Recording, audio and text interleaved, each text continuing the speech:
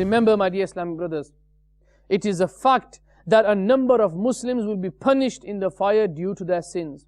So why does each and every Muslim not fear that he might be amongst them?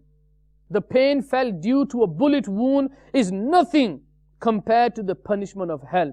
A hadith of Muslim Sharif states that the mildest punishment in hell is that a man will have to wear shoes of fire, which will make his brain boil like water does in a kettle. But the man subjected to this punishment will think that this is the worst punishment. A hadith in Bukhari Sharif states that he will be asked on the day of judgment by Allah Azza wa Jal, if you own the entire universe, would you give it all as fidya to stop this punishment? He will scream out, yes, Ya Allah Azza wa Jal. In other words, yes, I'll give everything. Please just take these shoes off my feet. Please just get rid of this punishment. My dear Islamic brothers, think to yourself again and again. What if someone is punished with this lightest punishment for committing a major sin, a minor sin? What will he do? What if one of us swears, although this is a major sin, but what if he has to suffer only the lightest punishment? What will he do? What if he hurts the feelings of his parents? This is a major sin.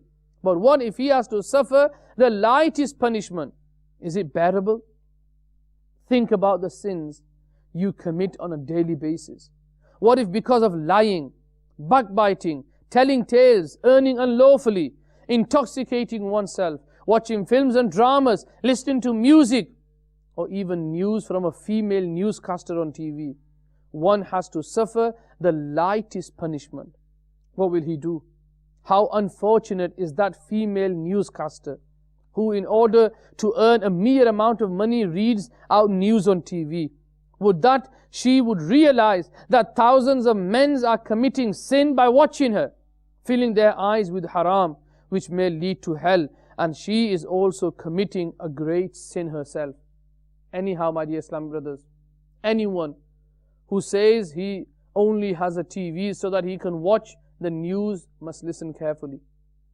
It is haram for a man to glance at a woman and for a woman to cast a lustful glance at a man, and this will lead to hell.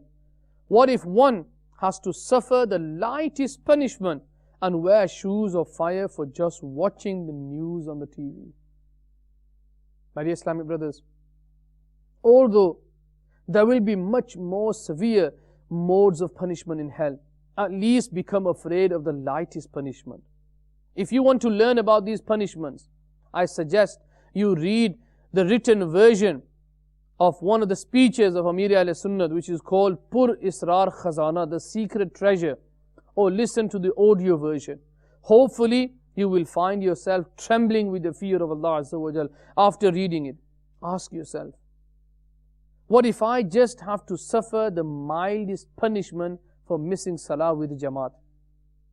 What will I do if I have to wear shoes of fire for not avoiding looking at ghair mahram, or being informal with my sister-in-law, or looking at her deliberately, or not avoiding contact with my paternal aunt, paternal uncle's wife, maternal uncle's wife, or my cousin sisters, and forming an informal relationship with them, and having a laugh and joke with them? Yes, one's sister-in-law, paternal uncle's wife, paternal aunt, maternal uncle's wife, etc. are all considered ghair mahram in the eyes of Shariat. Therefore, Sharia has prohibited informalities with any of these women and any other woman who one is allowed to marry, and the same applies to women.